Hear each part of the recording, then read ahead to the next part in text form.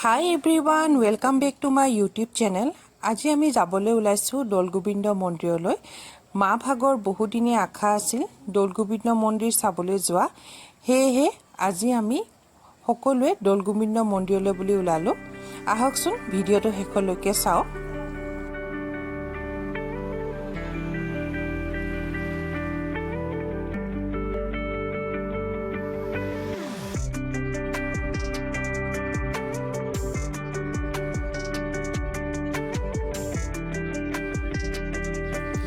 এয়া দেখিছেনে এয়া মনিয়ান দেৱান টেট চেণ্টাৰ কাষতে বালাজী মন্দিৰটো লাগি আছে। বালাজী মন্দিৰটো চাবলৈ কিন্তু বৰ ধুনীয়া, পৰিৱেশটো সঁচাকৈ বৰ ভাল। আপোনালোকে ইয়াত চাবলৈ আহিব পাৰে। ISBT নিচে কাষতে বালাজী মন্দিৰটো আছে।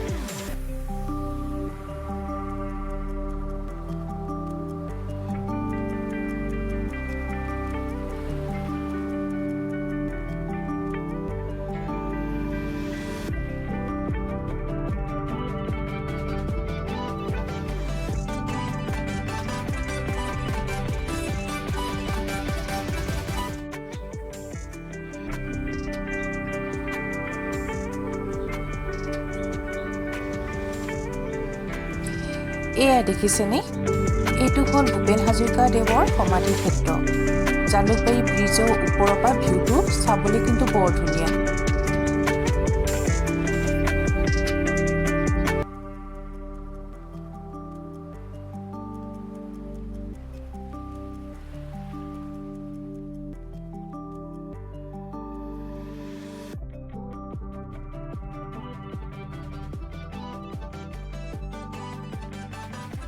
এইখনে হৈছে শৰাইঘাট দলং। দেখিছেনে ইমান ধুনীয়া দেখিবলৈ। আমি শৰাইঘাট দলঙৰ ওপৰেদি গৈ আছো।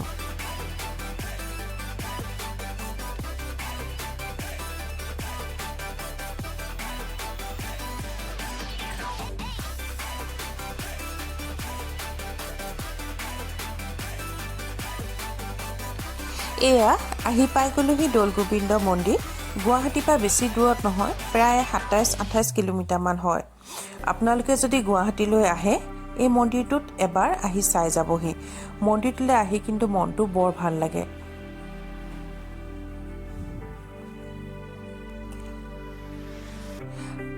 আমি মন্দিৰৰ ভিতৰত জ্বলাবৰ বাবে চাকি, বন্তি, শলিতা, ফুল এই বাইদেউগৰাকীৰ পৰাই কিনিলোঁ। বাইদেউগৰাকীৰ দোকানখন মন্দিৰৰ সন্মুখতে আছে। বাইদেউগৰাকীৰ লগত কথা পাতি কিন্তু বৰ ভাল লাগিল। এতিয়া বলকচোন মন্দিৰৰ ভিতৰলৈকে যাওঁ আমি।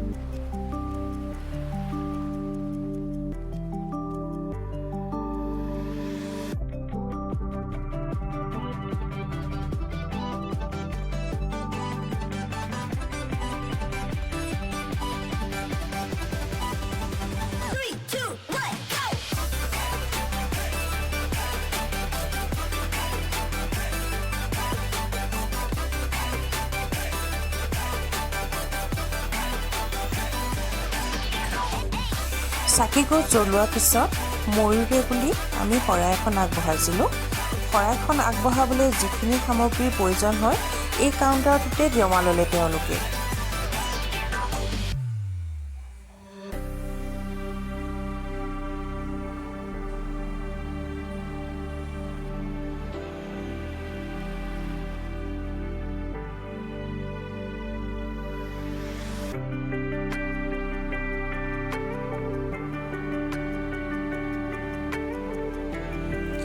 তাৰ পিছত মন্দিৰৰ ভিতৰলৈকে গ'লোঁ আমি।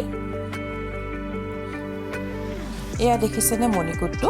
মণিকূটৰ ভিতৰখন কিন্তু মই আপোনালোকক দেখুৱাব নোৱাৰিলোঁ, সেইকাৰণে মই দুখিত। মণিকূটৰ ভিডিঅ'ত লোৱা মানা কৰি থোৱা হৈছিল। কাষতে নাম লৈ আছিল, ময়ূৰক লৈ সেৱা আভাস তাতে কৰি ল'লোঁ।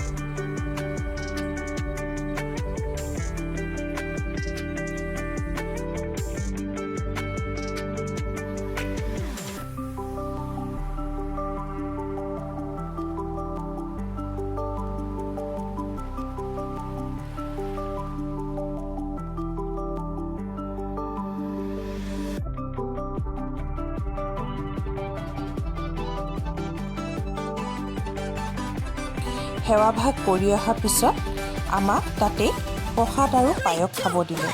ইয়াৰ পায়স খাবলৈ কিন্তু বৰ সোৱাদ। ইয়াত যিমান ভকত আহে বা ভক্তসকল আহে প্ৰত্যেককে পায়স আৰু প্ৰসাদ এনেদৰে দিয়া হয়।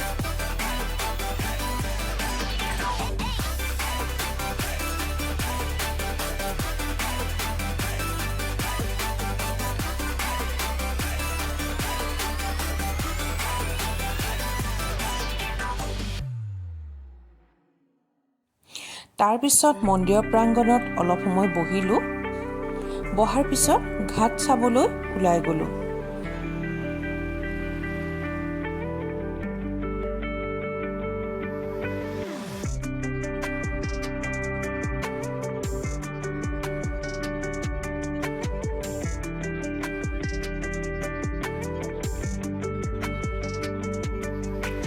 এয়া দেখিছেনে?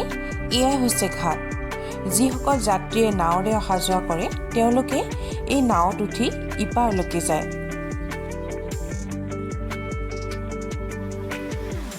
এই সৰু দ্বীপটো দেখিছেনে? এই দ্বীপটো উমানন্দ, ওপৰত সেয়া ৰ'পৱে। পৰিৱেশটো ইমানেই ভাল লাগিল, আমি অলপ সময় ইয়াতে ৰ'লোঁ।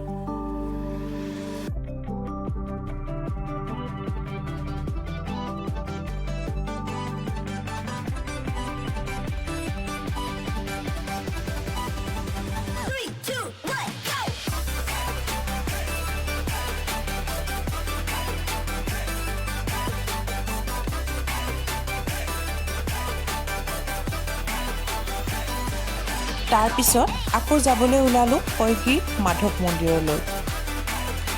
এই মন্দিৰ হাজোত অৱস্থিত।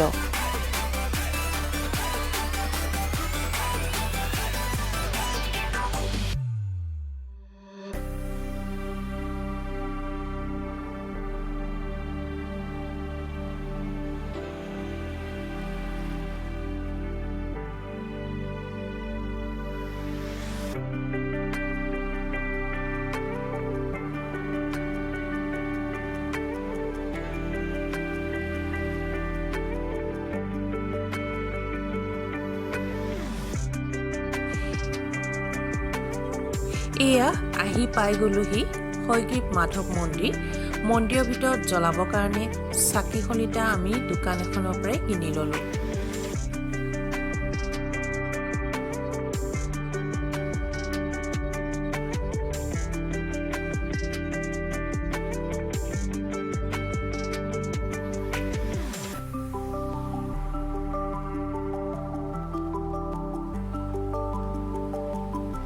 কিনিব লওঁতেই দোকানীজনে ক'লে যে প্ৰথমে ভৰিকেইটা ধুই আহকে।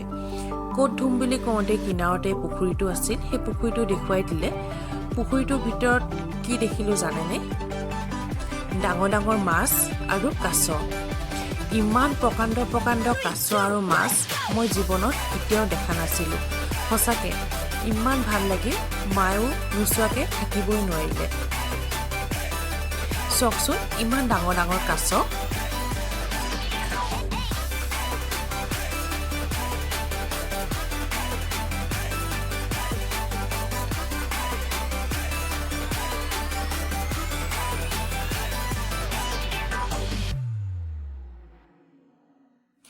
তাৰ পিছত আমি মন্দিৰলৈ বুলি ওলালো।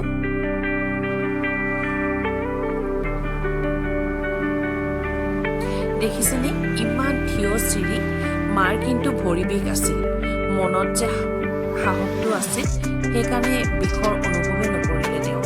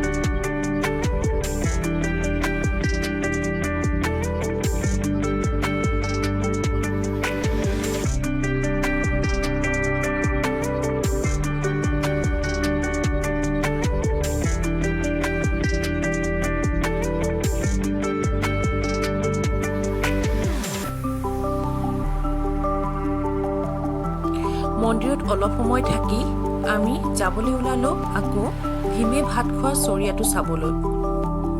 মন্দিৰৰ পৰা প্ৰায় 1 কিলোমিটাৰ আঁতৰত আছে ভীমে ভাত খোৱা চৰিয়াটো। চৰিয়াটো ইমানেই প্ৰকাণ্ড আছিল, এখন বা দুখন গাঁৱৰ মানুহে সহজে তাতে ভাত খাব পাৰিব।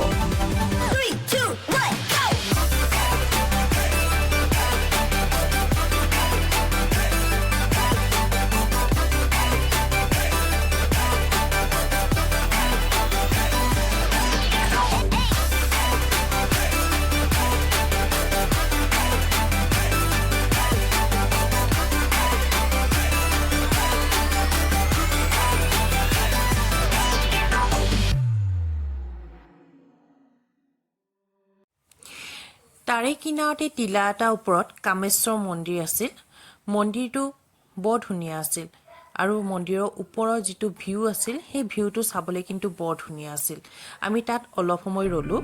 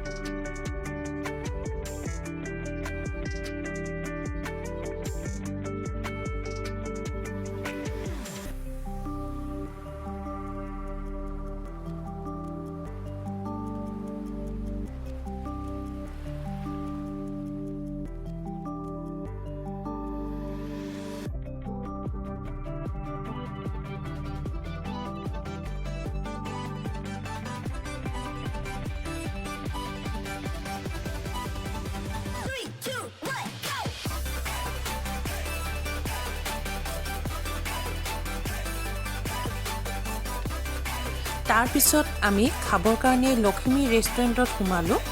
এই ৰেষ্টুৰেণ্টখন দদৰাত অৱস্থিত। আপোনালোকে যদি হাজো হয়গ্ৰীৱ মাধৱ মন্দিৰ আহে বা এই বাটেৰে আহে, তেতিয়া এই ৰেষ্টুৰেণ্টখনতে খাব পাৰিব। ইয়াত সকলো ধৰণৰ ব্যঞ্জন পোৱা যায়। আপোনালোকে যদি ভাত খাব বিচাৰে ভাতো পাব, ফাষ্ট ফুড, মিঠাই, চাহ, যিকোনো ধৰণৰ বস্তু ইয়াতে পাব। আজিলৈ ভিডিঅ'টো ইমানেই। যদি ভিডিঅ'টো চাই ভাল লাগিল, লাইক, শ্বেয়াৰ আৰু কমেণ্ট কৰিব নাপাহৰিব। আজিলৈ ধন্যবাদ।